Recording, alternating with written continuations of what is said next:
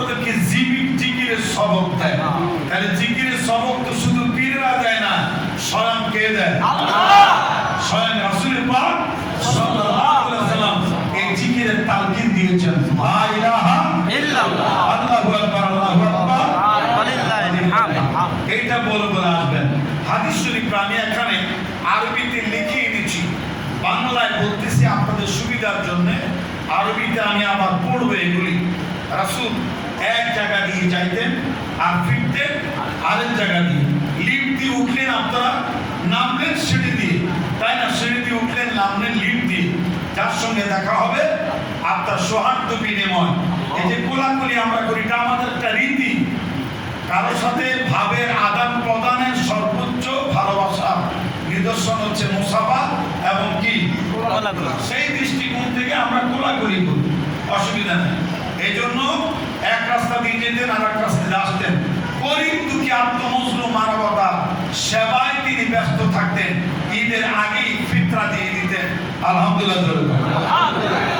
এরপরে তিনি আসার আগে তামাম খেজুর খাইতেন, বেজুর সংখ্যা আমি লিখেছি এখানে আরবিতে, বেজুর সংখ্যা তিনি খেজুর খাইতেন। হ্যাঁ, ঈদের নামাজে কখন কদুর কি হয় না হয়তো বলা যায় না, কতক্ষণ থাকা না লাগে। খেজুর কেন খাইতেন? খেজুরে একটা খাদ্য শক্তি বিদ্যমান, আলহামদুলিল্লাহ। এক গ্লাস দুধ অথবা একটা খেজুর, এক গ্লাস পানি আপনি খাবেন, অর্ধেক দিন আপনার ক্ষুধার তাড়না থাকবে না। 8-10টা বাদাম আর পানি খাবেন, সারাদিন ব্যাকআপ দেবে।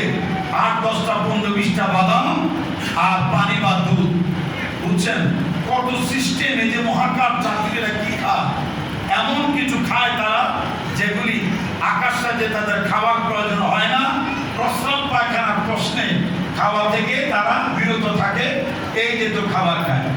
এরপরে রাসূল পাক সাল্লাল্লাহু আলাইহি ওয়াসাল্লাম যখন মদিনায় গেলেন, যায় দেখলেন যে ওরা খেলাধুলা করতেছে।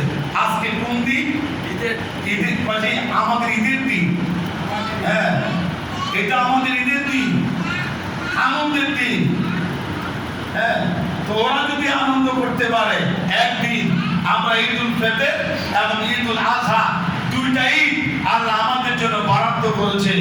মনের খুশি দেবেন আলহামদুলিল্লাহ। আপনি আজকে যে আনন্দটা পাচ্ছেন, পহেলা বৈশাখে এত আনন্দ পাবেন জোরে কোন? 35 নাইটে এত পবিত্র ভাবে কথা শুনতে যেতে পারবেন? চিল্লে বলেন পারবেন না তো।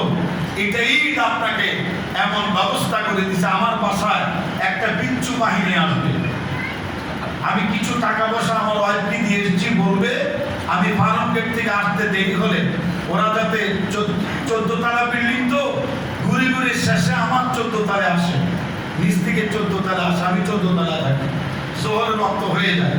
আমি বিচ্ছু বাহিনী, ছোট ছোট মায়া লাগে ভাই, ওরা আসলে বকশিস দেয়, সালাম দেয়, সালামি নেয়। এর মধ্যে সাহাবা আছে, রাসূল শিশুদেরকে ভালোবাসতেন।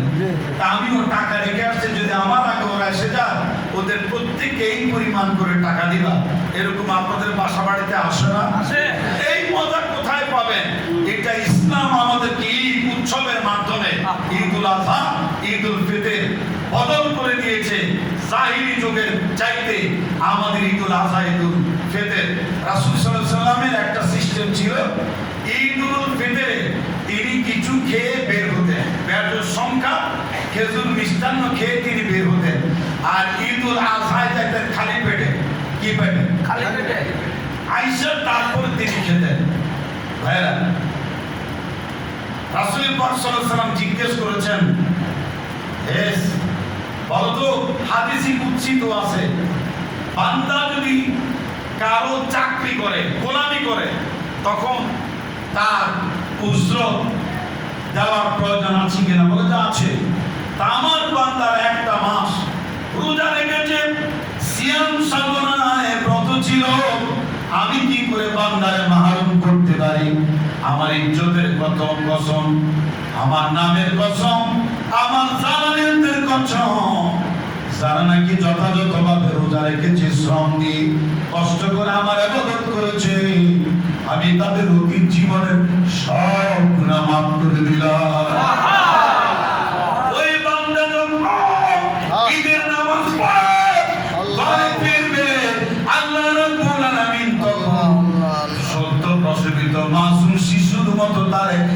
মিসবাহ বানায়া যার যার ঘরে পৌঁছায়া দেন। নারে তাকবীর, নারে তাকবীর।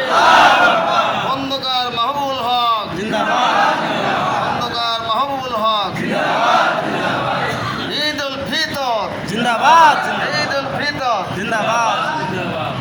তাকওয়া পরহেজগারি প্রশিক্ষণ আমরা নিয়েছি। সুতরাং এই মাসে যেন হারামকে হারাম জেনেছি, হালালকে হালাল জেনেছি। 11টি মাসও